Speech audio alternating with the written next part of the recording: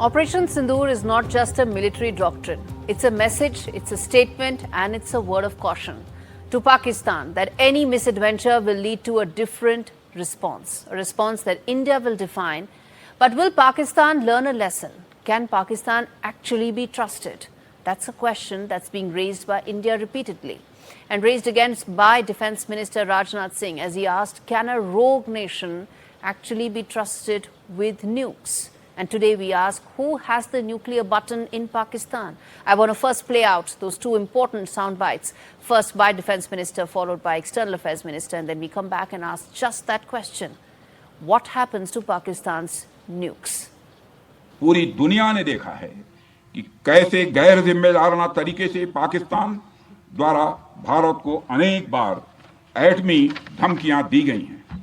आज श्रीनगर की धरती से मैं पूरी दुनिया के सामने यह सवाल उठाना चाहता हूं कि क्या ऐसे गैर जिम्मेदार और रोग नेशन के हाथों में परमाणु हथियार सुरक्षित हैं?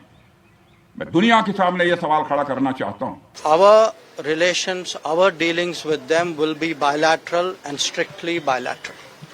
That is a national consensus for many years, and there is absolutely no change in that consensus that dealings with Pakistan will be bilateral.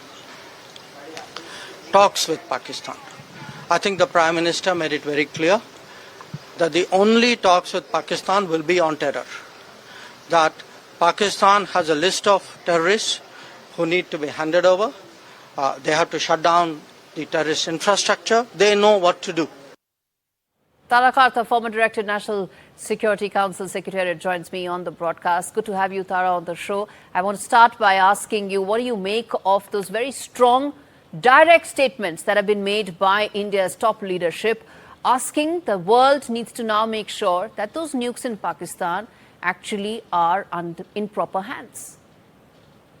You know, actually, this is something I also felt for a long time, because I don't know any other nuclear state which indulges in this kind of thing which Pakistan does. Apart from terrorism, that is one chapter. The second is every time they feel threatened, they'll start shouting nuclear. This happened in Parakram, it happened after Kargil, it has happened on one more occasion after that when they brought aircraft out, which supposedly for US satellites to see that the aircraft are there.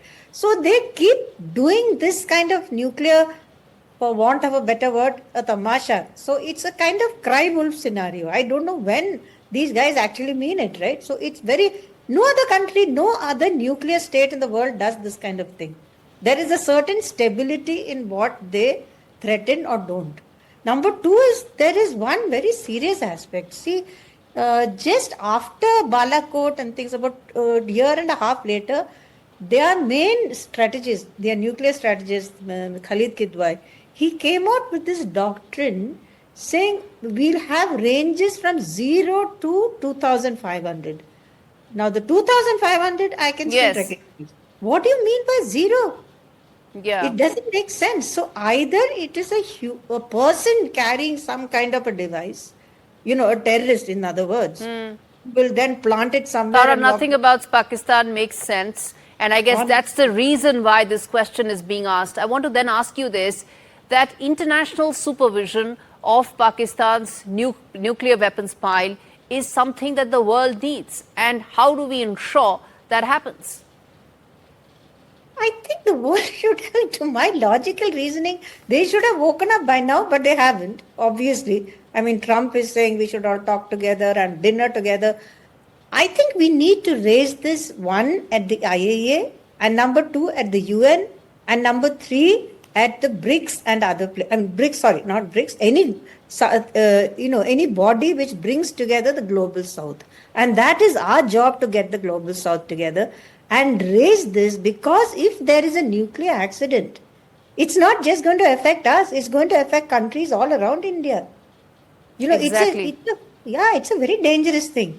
So these facts are known. I mean, the fact that the present DG, I mean, I just heard that the DG ISPR's father was the famous Sultan Bashiruddin, who US designated global terrorist. Yes, and he believed in jinns, and he wanted to have a nuclear weapon for the whole Muslim Ummah community. All that is okay. That is some time ago. fundamentally their doctrine is at fault. Yes. That is the problem. So, if as a nuclear state, you don't use that for stability like we do, we use nuclear weapons to prevent war. Pakistan uses nuclear weapons to prosecute war. That is the fundamental problem. And So no amount of global outrage will change that till Pakistan is made to actually act. Yes. That is the Yes. point. No outrage is going to be enough on that note. Tara, thank you so much for joining me with that perspective.